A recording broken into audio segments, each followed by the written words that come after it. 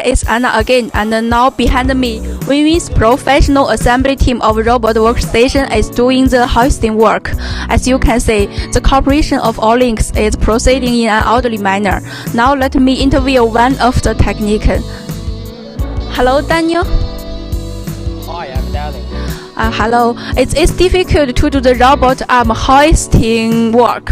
The robot hoisting work has been very standardized and professional, so there is no difficulty. Okay, so how long does the whole hoisting work properly take? About 2 to 3 hours. We will make adjustments according to the actual situation. Okay, so which type of arms are usually hoisted?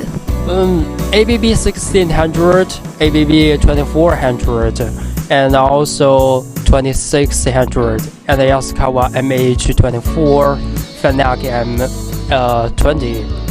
Okay, thank you, Daniel. So let's look forward to it together. Thank you, Daniel.